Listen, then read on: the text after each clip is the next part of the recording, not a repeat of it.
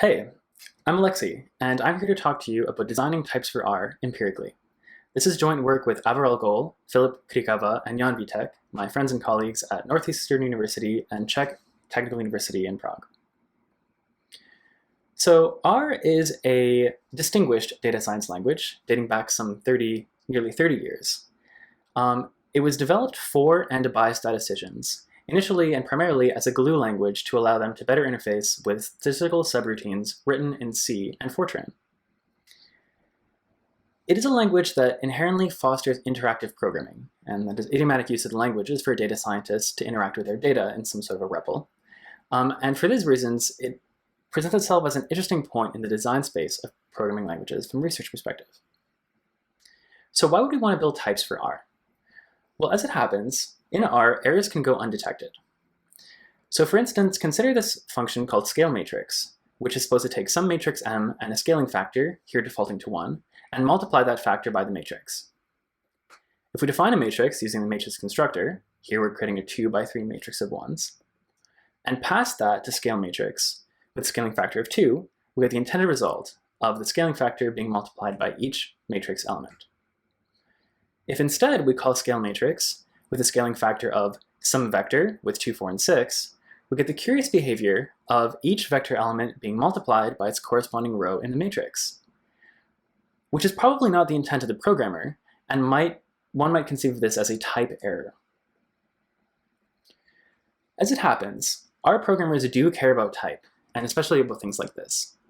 So imagine, here we have some function, a real function, from the matrix calc package called matrix power, which takes some matrix x and raises it to some power k. The first bit of this function is actually type checking code that the programmer wrote themselves. And I'm going to draw your attention to the last 4 checks here, which namely assert that k must be a number, one of R's primitive types, that it must be a scalar, and it must be an integer. So altogether, the programmer is essentially checking that k is some scalar int, which is quite a simple type. Now imagine if the programmer could instead ascribe a simple type for this function, which has that k is a scalar int, and there was some framework for asserting these facts, and thus the programmer would not have to write all of this type checking code themselves, and we could do it in our type checking framework. This is exactly what we've done in this paper. We've built a type annotation language for our functions, and a contract checking framework to assert those types. In the paper, we've done this for essentially all of R's types, but in this talk, I'm going to focus on R's primitive types, vectorized primitives, and just detail our design process, start to finish, with this subset of the type language. So R has 6 vectorized primitive types. They are logicals or booleans, integers, doubles, complex numbers, characters or strings, and raw bytes. Naturally, we should include a type for each of these in our type language. Now, as we've seen, R users care about scalars. As it happens, in R, all of these primitives are actually vectors. Even the scalar 2 is actually a unit length vector. But we saw some type checking code which was trying to ensure that these vectors were unit length. So in our type language, we're going to distinguish between scalars and vectors using the square bracket vector syntax to denote a vector primitive type. However, we also need to contend with the fact that scalars are vectors, so we include a subtyping rule asserting that a primitive scalar is a subtype of its vector equivalent, such that we could pass scalars to functions which expect vectors. In R, vectors are homogeneous, meaning that they're constructed of values that all have the same type. So if we construct a vector with differently typed values, like a double, a logical, and an integer, R will coerce these all to some logical supertype when it creates the vector. To account for this in our type language, we included a notion of simple subtyping for primitive types, asserting that logicals are subtypes of ints, which are subtypes of doubles, which are subtypes of complex numbers.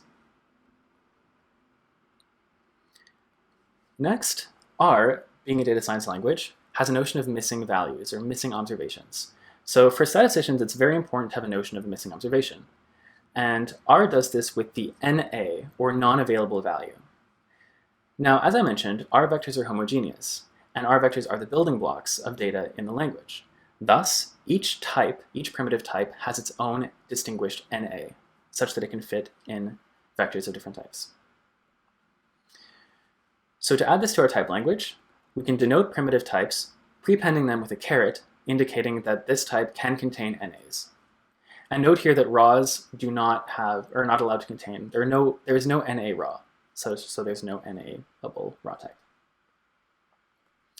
We also added a notion of subtyping, such that a primitive type is a subtype of its NA-able equivalent, to again allow these values to be passed to functions expecting NAs. Next, R is a reflective language, and programmers will often reflect on the type of arguments, using typeof to query the type tag of a value, and do something different based on that type. Here, we're checking to see if something's a character or a double and doing something different. To account for this in our type language, we allow programmers to express unions of otherwise disparate types, using a union type. And finally, for the purpose of this talk, R has classes. Now, there are a lot of weeds that I'm not going to get into, but we've already actually seen a class.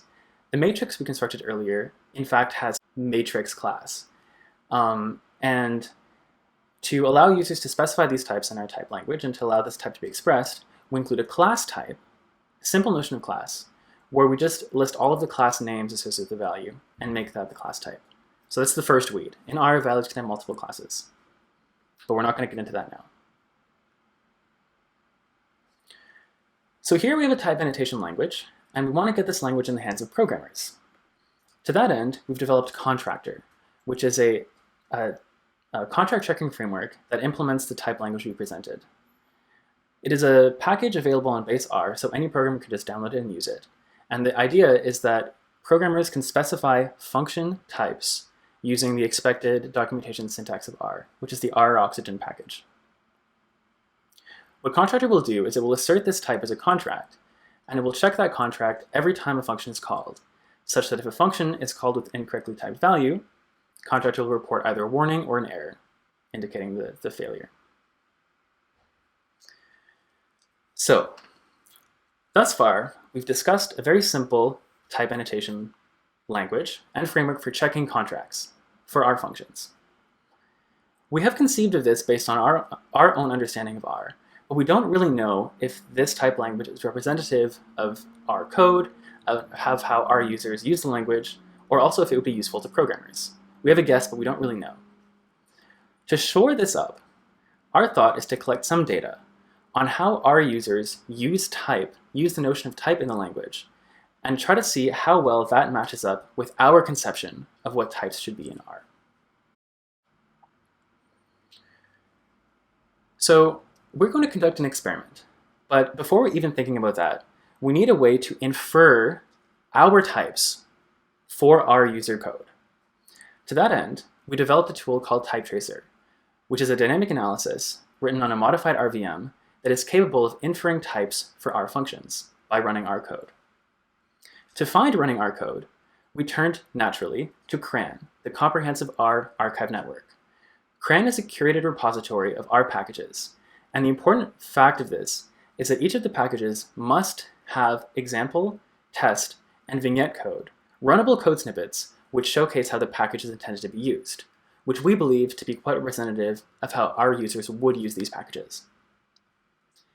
Given that, we've constructed an experiment where, for some core corpus of representative R packages, we will use Type Tracer to infer types for exported package functions by running their test code.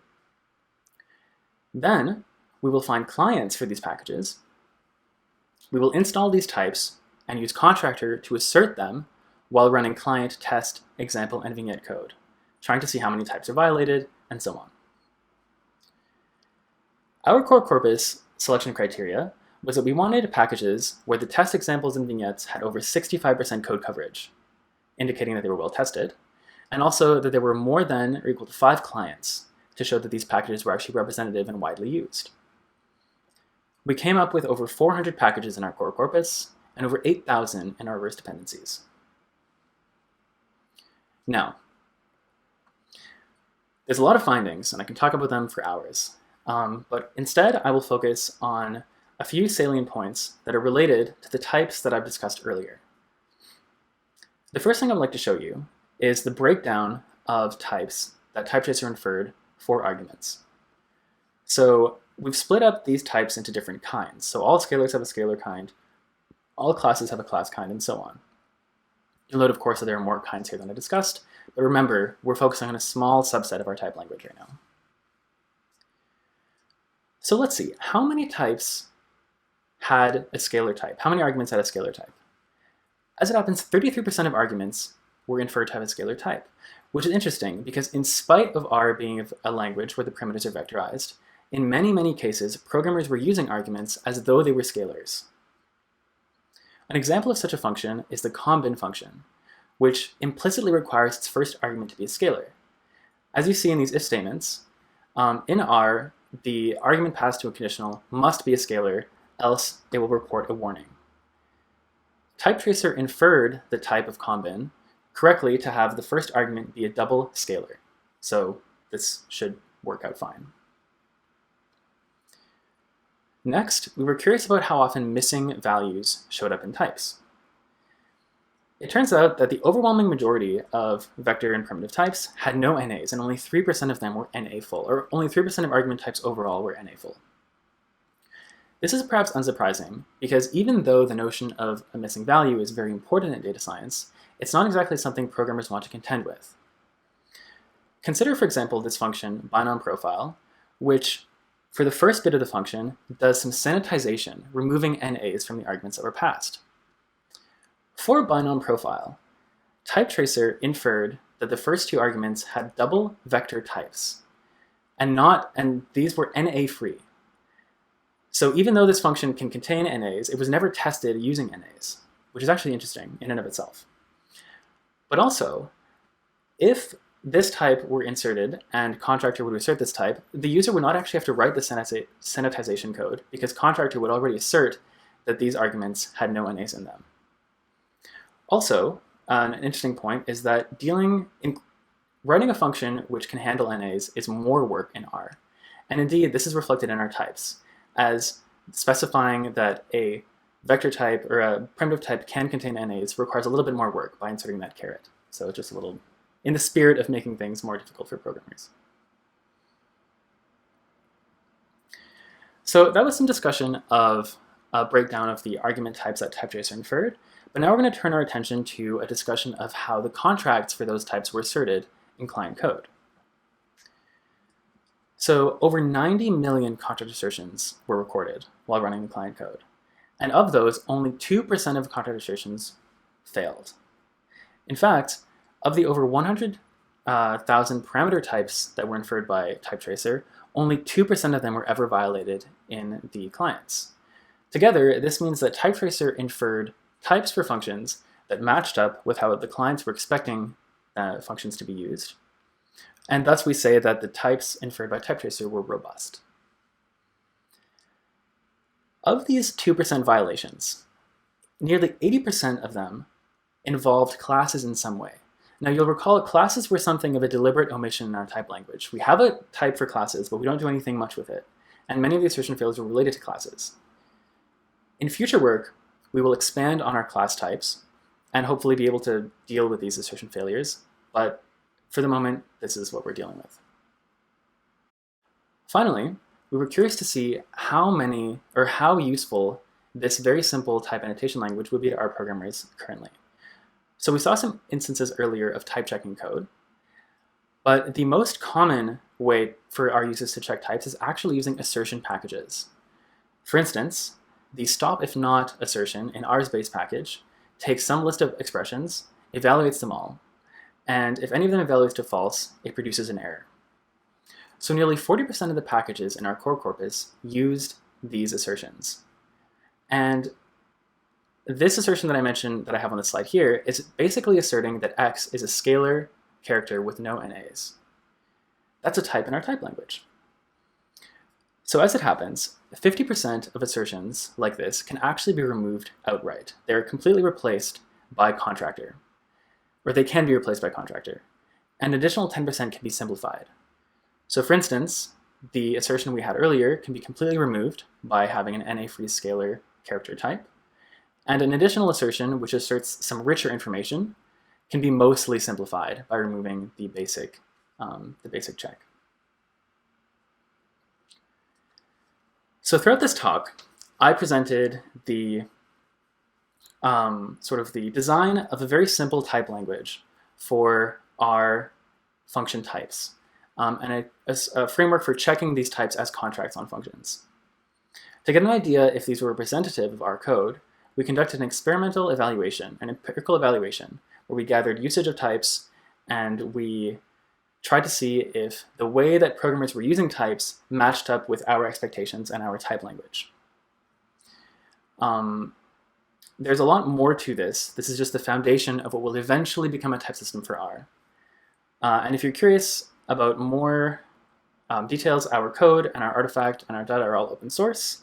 And if you look in the paper, you'll see a more in-depth discussion, including a discussion of polymorphism for the function types that we inferred. So thank you. It's been my pleasure. Hopefully you enjoyed this talk. And some subset of us will definitely be here to answer your questions. So thank you.